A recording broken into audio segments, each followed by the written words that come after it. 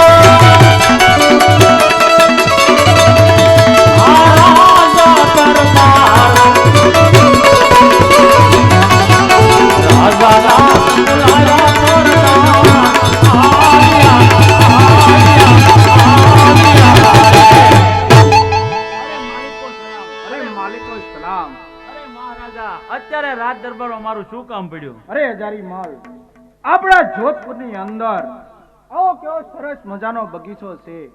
આવો બગીચો કોઈ રાજા બનાવી કે ખરા?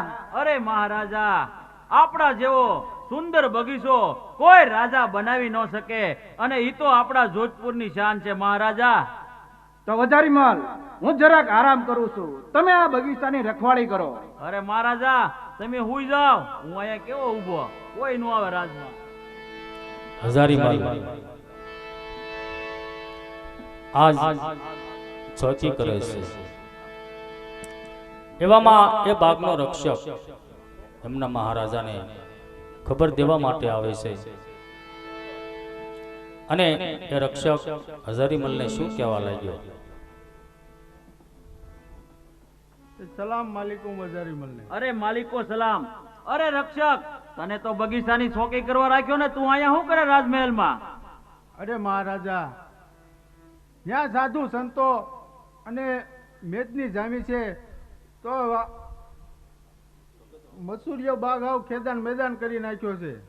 તો તું અત્યાર સુધી ના શું કરતો? તું ધ્યાન રાખવાનું નતું કીધું? અરે જો આ વાત મહારાજાને ખબર પડશે ને રક્ષક, તો તારા શરીર ઉપર સાંભળું નહીં રહેવા દે, મારા શરીર ઉપર સાંભળું નહીં રહેવા દે. હાલ, તો આ વાત મહારાજાને કરવી પડશે. હાલ મારી હારી તું ઈથી. હાલો મહારાજા. હાલ. બસ.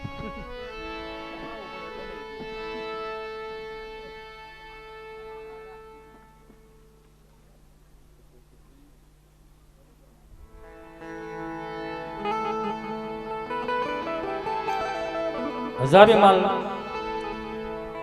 રક્ષકને લઈ અને રાજા નરેશને ખબર દેવા માટે જાય. રાજા નરેશ રંગમહેલમાં હોય અને હજારીમાલ આવી અને શું કહેવા લાગ્યો? અરે માલિકો સલામ. અરે મહારાજા, આપણા મસૂરિયા બાગની અંદર કોક ભગતરો અડ્ડો જમાવીને બેઠો છે, અને આપણો આખોય મસૂરિયો બાગ ખેદાન મેદાન કરી નાખ્યો છે.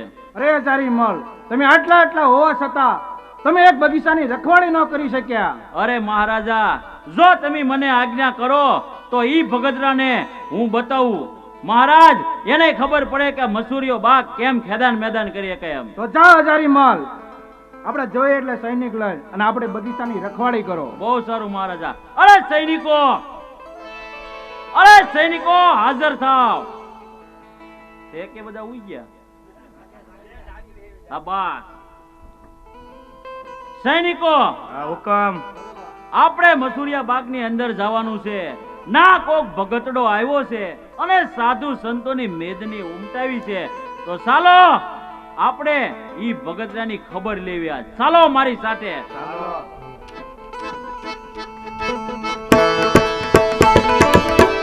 આવી રીતે રાજા નરેશે હુકમ કર્યો કે તમે જાઓ, જેટલા સૈનિકો જોવે એટલા લઈ જાઓ, પણ તમે તપાસ કરો કે ભગતડો કોણ છે.